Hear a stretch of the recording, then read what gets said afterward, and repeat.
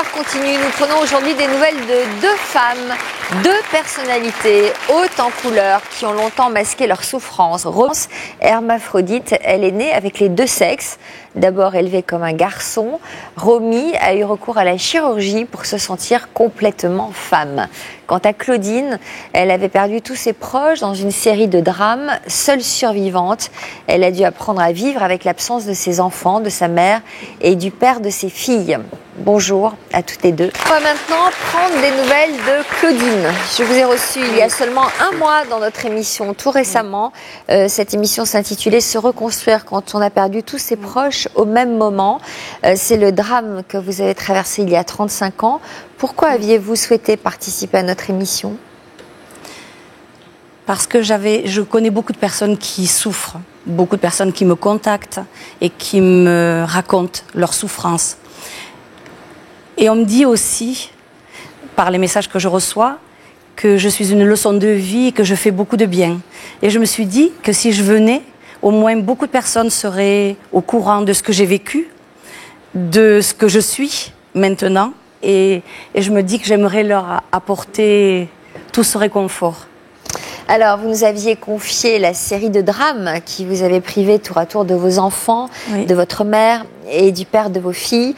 Malgré ces épreuves, vous aviez réussi à vous reconstruire et vous affichiez une incroyable force de vie, une ressource que vous utilisez pour aider donc ceux qui, eux aussi, ont dû affronter un deuil. Je vous propose de découvrir le reportage que la rédaction vous a consacré chez vous dans le Gard.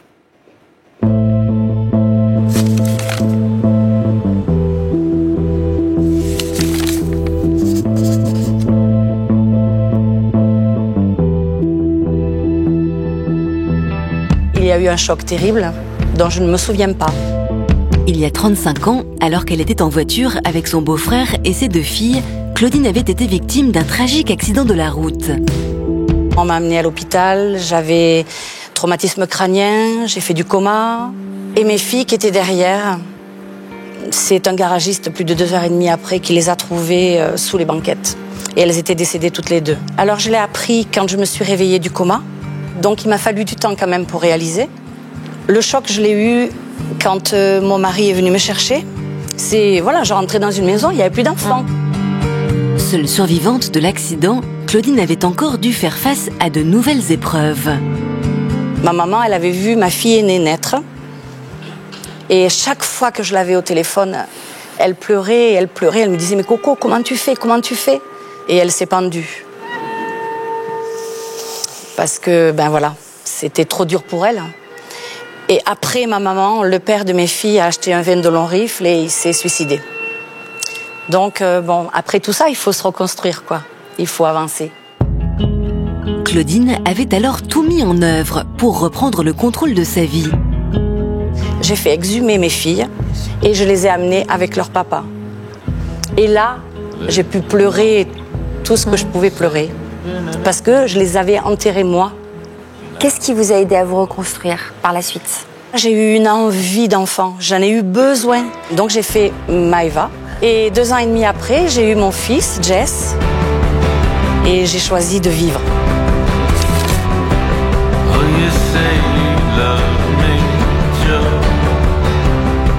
Un mois plus tard, c'est chez elle, à Souvignargues, que nous retrouvons Claudine.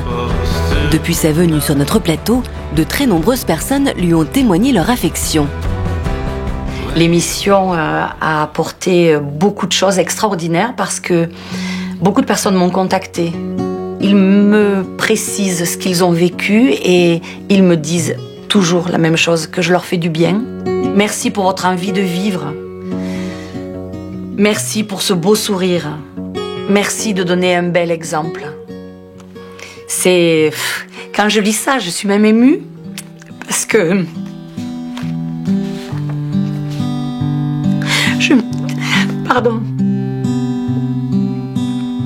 je me dis que je suis personne, moi. Ça me fait chaud au cœur. Les épreuves que j'ai connues m'ont rendue forte, je pense. La mort, c'est une étape, mais tout n'est pas fini avec la mort. On peut encore vivre des moments merveilleux. J'ai envie de leur transmettre ça. C'est une belle aventure humaine, en fait, que je vis. Une leçon de vie que Claudine transmet au quotidien, notamment à son amie Lys. C'est un petit chemin, un petit endroit que je voulais te faire connaître. Donc, parce qu'on a toujours besoin un peu de se ressourcer. Mais j'aimerais quand même savoir comment tu vas. Ah, moi, ça va beaucoup mieux. Beaucoup mieux? Ah oui, beaucoup mieux. Ben, écoute, le temps a fait son action et puis le fait de t'avoir connu, ça a été quand même un événement majeur. Je venais de perdre mon mari dans des conditions difficiles et éprouvantes. Elle m'a appris que la meilleure façon de s'en sortir, c'était surtout de se tourner vers les autres. Bon, c'est vrai que tu étais assez... Enfermée. Renfermée. Ah ben écoute, oui. Je sais pas. C'est vrai que ton exemple m'a montré que, au-delà même des difficultés, on pouvait rester amoureux de la vie, extraverti, joyeux. J'espère que pour toi, je vais pouvoir te rendre l'appareil. Oh, merci. Merci, ma Lys. Oh là là, c'est bien, c'est bien. Ouais.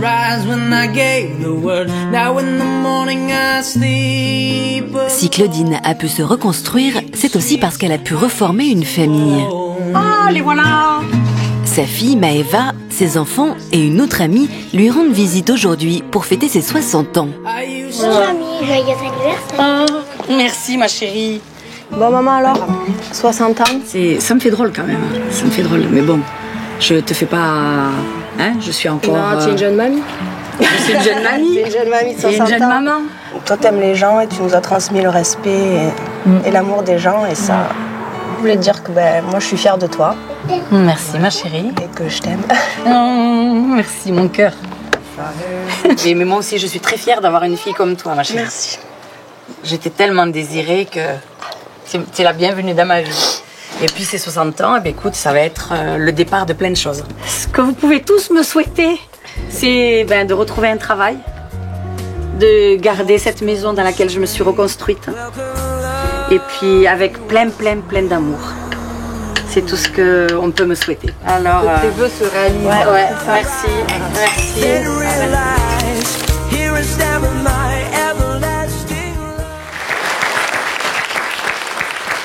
Un sourire qui cache quand même beaucoup d'émotions. Hein. Les larmes ne sont pas très loin derrière. C'est sûr. Claudine. C'est sûr, parce que... Pardon. On sent que c'est une obligation chez vous. Une obligation peut-être de politesse vis-à-vis des autres, de sourire et d'afficher cette gaieté. C'est-à-dire que... Bon, c'est vrai que j'ai perdu beaucoup d'êtres chers, mais aussi, mon trou au cimetière, il était fait, je devais mourir. Et je suis là. J'ai la chance d'être là. Et je me dis que tout est bonus. Et comme j'ai de l'amour pour tout le monde, les personnes âgées, tout le monde, je me dis qu'il faut que je leur montre cet amour de la vie. Et l'amour de la vie, il se fait par le sourire, par les attentions qu'on peut avoir pour les uns, pour les autres. Mais c'est pas en faisant qu'on soit malheureux. Est-ce que vous en retirez quelque chose de cette attitude? Est-ce que de donner comme vous le faites, de sourire, de regarder les autres avec attention et empathie, est-ce que ça vous revient? Bien sûr. Bien sûr, ça me grandit, c'est que du positif. C'est que du positif parce que c'est perçu pareil de l'autre côté. C'est-à-dire que c'est un échange en fait. Comme vous avez vu mon amie Lys, elle m'a rencontrée, ça s'est fait par hasard. Elle m'a même offert un 4x4 il n'y a pas longtemps, vous vous rendez compte? Un 4x4? Un 4x4, une voiture. Si vous saviez tout ce que j'ai vécu, c'est incroyable, mais vrai. Quel souvenir vous gardez de votre passage chez nous? Un merveilleux souvenir. Déjà, je vous remercie de m'avoir reçu. Pourquoi vous cachez vos yeux? Je cache mes yeux? Vous ne les voyez pas là? Enlevez ce chapeau. J'enlève mon chapeau. Mais oui, voilà. Vous avez de beaux yeux, il faut qu'on les voie. Mais ils sont un petit peu pleins de larmes là. C'est pas grave, ça se voit pas trop? Non. Bon, ça va. Et donc, vous m'avez demandé? Quel souvenir vous gardiez de ce passage? De l'émission, oui. Déjà, d'avoir été accueillie comme je l'ai été. Déjà, je vous en remercie beaucoup. Je vous trouve extraordinaire, Sophie. parce que vous avez une sensibilité en vous qui est... Enfin, je suis très sensible à ça. Yvonne, et c'est une personne aussi tellement attachante, tellement douce, tellement sensible. Puis toute l'équipe, enfin, je veux dire, c'est un bonheur de venir sur le plateau avec vous parce qu'on est entouré, on peut s'exprimer, on se sent à l'aise. Et puis, vous nous donnez la parole, vous nous permettez de faire passer un message.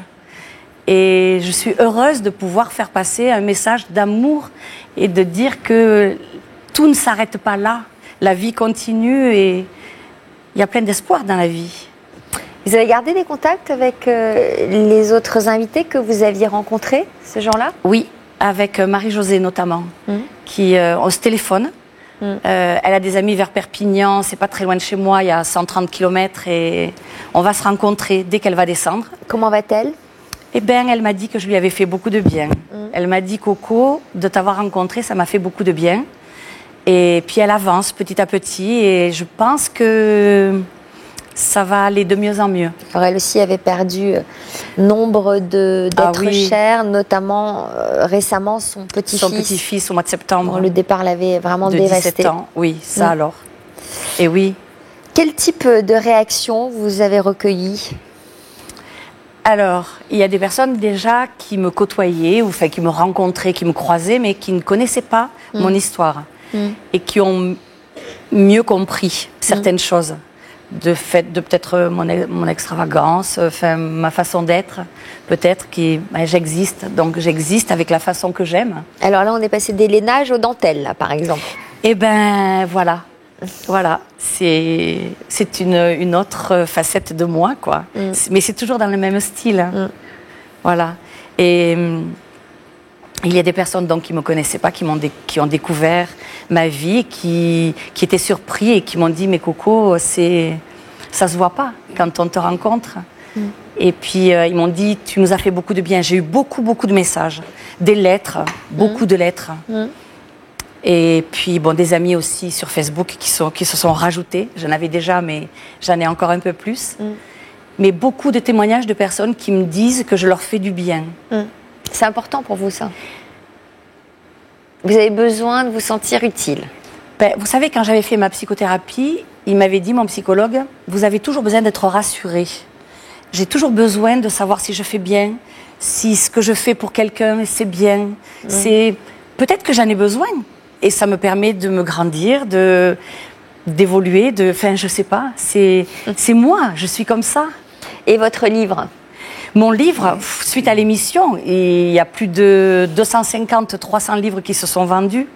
Ma biographie a fait... oui. Et puis la maison d'édition a recommandé 300 de plus. Je fais du théâtre dans mon village. Ça que vous fassiez du théâtre. Je fais du théâtre. Qu'est-ce que vous faites comme exercice théâtral? Alors, j'ai fait... Vous faites des imitations?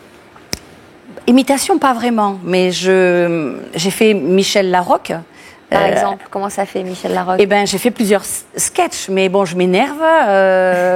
Voilà, Les sketchs qu'elle faisait avec Palmade? Voilà, exactement. Mais alors, quand je le fais, je vous dis pas comme je suis applaudie, hein, parce que c'est... Oui, je vous le refais pas maintenant quand même. Hein. Bon.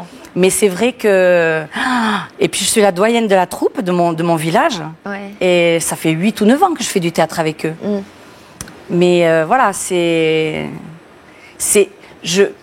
comment dire, c'est du stress, c'est du trac, mais ça grandit, on se surpasse, voilà, on se surpasse. J'ai 60 ans, et ben j'ai l'impression d'avoir 18. Alors justement, notre équipe était là quand vous avez fêté vos 60 ans. Oui. Qu'est-ce que ça représentait à vos yeux, ce moment en famille? Alors en ce moment, je vis des situations qui sont quand même difficiles, donc d'être à côté de mes proches, ça a été quelque chose de bien. Vous voulez en parler? Oui, je veux bien. Qu'est-ce qui vous arrive? Alors, il m'arrive que j'ai passé mon permis de transport en commun à 55 ans et demi. J'ai travaillé 2 ans, je conduis les cars. Et puis, j'ai été licenciée. Bon, voilà, j'ai fait quelques petites boulettes et tout. Mais j'ai supplié mes employeurs de me reprendre. Ils n'ont pas écouté mon appel au secours. Appel au secours, pourquoi? Parce que je vis dans une maison depuis 23 ans. Que cette maison, mon propriétaire est décédé, le fils qui en a hérité va la vendre. Je suis toute seule depuis 12 ans. J'ai passé mon permis, j'avais un CDI. Maintenant, je n'ai plus de CDI, je ne peux plus faire de crédit, même si c'est un petit, parce qu'à 60 ans, on ne peut pas avoir... Et là, je suis sous le coup d'une expulsion. Donc, j'ai perdu mon travail. Je risque de perdre ma maison. Je souhaite avoir un travail. Si quelqu'un m'entend, je peux faire tout. Garder des personnes âgées, même dormir la nuit. Je peux faire plein de choses. Ma maison, mon propriétaire en veut 180 000 euros. Et j'ai déjà 108 898 euros de dons. Romy, vous avez des copains à Marrakech, là, il n'y a pas des gens qui pourraient financer la maison là-bas? Peut-être, il faut que je vois. Il faut que vous voyez, je suis Il faudrait sûre que peut-être Ne serait-ce qu'un euro, qu'on fasse Romy. un spectacle Un ensemble spectacle, à ce moment-là. J'aimerais. Voilà. Faites venir, On va Romy. faire The Voice toutes les deux. Ah ben, pourquoi pas. Bon, j'ai pas la même voix que toi, Romy. Mais c'est pas grave. L'essentiel, c'est de participer, voilà. C'est vrai. Et de donner de l'amour, voilà. Bon, C'est je vrai. suis sûre que ça va marcher, moi. Je suis sûre que vous allez pouvoir rester Oui, dans cette merci, maison Sophie. et je pense que nos téléspectateurs ne resteront pas insensibles. Merci. D'être revenu nous voir. En tout cas, Merci, je vais vous demander de merci. signer le grand livre de l'histoire continue.